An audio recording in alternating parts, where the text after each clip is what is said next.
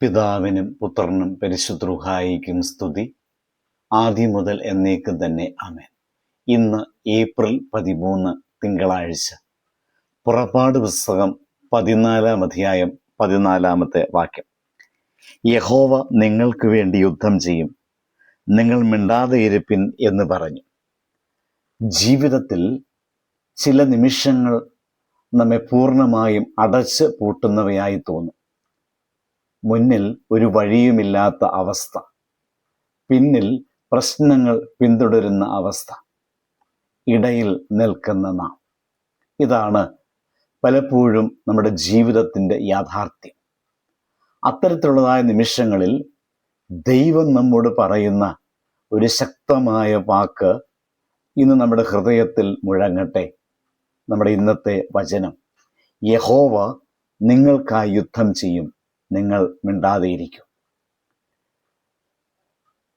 ഇത് നമുക്ക് നൽകുന്ന സന്ദേശം നിശബ്ദമായ വിശ്വാസം ദൈവത്തിൻ്റെ ശക്തിയെ പ്രവർത്തിപ്പിക്കുന്നു എന്നതാണ്. ഇസ്രായേൽ ജനതയുടെ ജീവിതത്തിൽ ഏറ്റവും പ്രതിസന്ധിയേറിയ ഒരു സമയത്താണ് ദൈവം ഈ വാക്ക് നൽകുന്നത്. അവരുടെ മുൻപിൽ ചെങ്കടൽ, പിന്നിൽ ശത്രുക്കൾ, ഒരു കുടുങ്ങിയതായ അവസ്ഥ. ഭയപ്പെടാനും അലറാനും അവർക്കെല്ലാ കാരണങ്ങളും ഉണ്ടായിരുന്നു. എന്നാൽ അത്തരത്തിലുള്ളതായ ഒരു നിമിഷത്തിൽ ദൈവം പറയുന്നത് അത്ഭുതകരമാണ്: നിങ്ങൾ പോരാടേണ്ടതില്ല, ഞാൻ നിങ്ങൾക്കായി പോരാടും. ഈ വാക്ക് നമ്മുടെ ജീവിതത്തിനും ബാധകമാണ്. പലപ്പോഴും നമ്മുടെ പ്രശ്നങ്ങളെ നേരിടുമ്പോൾ നാം തന്നെ ചെയ്യണം എന്ന് കരുതുകയാണ്. നാം ഓടുന്നു, നാം പരിശ്രമിക്കുന്നു, നാം ഭയവിഹ്വലരാകുന്നു. എന്നാൽ ദൈവം നിശബ്ദമായി നമ്മോട് പറയുന്നതാണ്: നാം നിശബ്ദരാകുക, യേശു അവിടെ പ്രവർത്തിക്കും. സെന്റ് ജോൺ ക്രിസോസ്റ്റം എന്ന സഭാപിതാവ് ഓർപ്പിക്കുന്നത്, ദൈവത്തിൽ വിശ്വസിക്കുന്നവൻ തൻ്റെ ഭയങ്ങളെ മൗനത്തിൽ ദൈവത്തിന് സമർപ്പിക്കുന്നു എന്നാണ്. നിശബ്ദമായ ഹൃദയമാണ് ദൈവത്തിൻ്റെ ശബ്ദം കേൾക്കുവാനിടയായിത്തീരുന്നത്. അതുകൊണ്ട് വിശ്വാസം അത് നിശബ്ദതയുമാണ്, അത് ആന്തരിക സമാധാനമാണ്, അത് ദൈവത്തിലുള്ളതായ ആശ്രയവുമാണ്. നമ്മുടെ ജീവിതത്തിൽ എങ്ങനെ ഇതിനെ പ്രയോഗിക്കുവാൻ സാധിക്കും?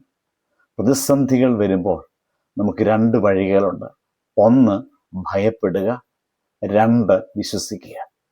നാം ഭയപ്പെടുമ്പോൾ മനസ്സ് കലങ്ങും, എന്നാൽ നാം വിശ്വസിക്കുമ്പോൾ ഹൃദയം ശാന്തമാകും. ദൈവം നമ്മെ വിളിക്കുന്നത് ഈ ശാന്തതയിലേക്കാണ്. ഒരിക്കൽ ഒരു വലിയ കൊടുങ്കാറ്റിൽ ഒരു കപ്പൽ കുലുങ്ങിക്കൊണ്ടിരിക്കുകയാണ്. എല്ലാവരും ഭയന്നുകൊണ്ടിരിക്കുമ്പോൾ ഒരു കുഞ്ഞു മാത്രം ശാന്തമായിരിക്കും. മറ്റുള്ളവർ അവനോട് ചോദിച്ചു, നിനക്ക് ഭയമില്ലേ? അവൻ മറുപടി പറഞ്ഞു, ഈ കപ്പലിൻ്റെ ക്യാപ്റ്റൻ എൻ്റെ പിതാവാണ്. നമ്മുടെ ജീവിതത്തിലും ഇത് തന്നെയാണ് സത്യം.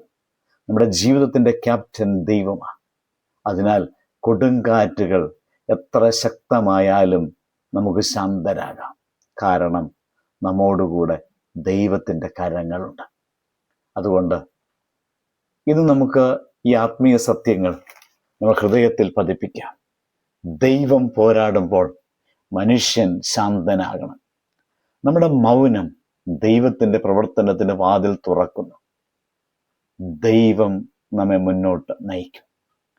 കുടുംബത്തിൽ പ്രശ്നങ്ങളായാലും രോഗങ്ങളായാലും ഭാവിയുടെ അനിശ്ചിതത്വമായാലും നാം ഓർക്കേണ്ടത് ഇതാണ്: എൻ്റെ പോരാട്ടം എൻ്റേതല്ല, ദൈവത്തിൻ്റെയാണ്. അതുകൊണ്ട് നമുക്കൊരു തീരുമാനമെടുക്കാം: ആശങ്കയ്ക്ക് പകരം പ്രാർത്ഥന ഞാൻ മുൻപോട്ട് നയിക്കും. ഭയത്തിന് പകരം വിശ്വാസം ഞാൻ തിരഞ്ഞെടുക്കും. നമ്മുടെ ജീവിതത്തിലെ എല്ലാ കടലുകളും തുറക്കുന്ന ഒരു ദൈവമുണ്ട്. നമുക്ക് വേണ്ടത് ഒരേ ഒരു കാര്യമാണ്: വിശ്വാസത്തോടെ നിശബ്ദമായി ദൈവത്തിൽ ആശ്രയിക്കുക. അവൻ നമുക്ക് വേണ്ടി പ്രവർത്തിക്കും. അതിനായി നമുക്കൊരുങ്ങാം, പ്രാർത്ഥിക്കാം. സർവശക്തനായ ദൈവമേ, ഞങ്ങളുടെ ഭയങ്ങളും ആശങ്കകളും നിന്റെ സന്നിധിയിൽ സമർപ്പിക്കുന്നു. നിശബ്ദമായി നിന്നിൽ വിശ്വസിക്കാനുള്ള കൃപ ഞങ്ങൾക്ക് നൽകണമേ. ഞങ്ങളുടെ ജീവിതത്തിലെ എല്ലാ യുദ്ധങ്ങളിലും നീ മുൻപിൽ നിന്ന് പോരാടണമേ. ഞങ്ങളുടെ ഹൃദയങ്ങൾ നിന്റെ സമാധാനത്താൽ നിറയ്ക്കണമേ. ആമേൻ. ദൈവം അനുഗ്രഹിക്കട്ടെ.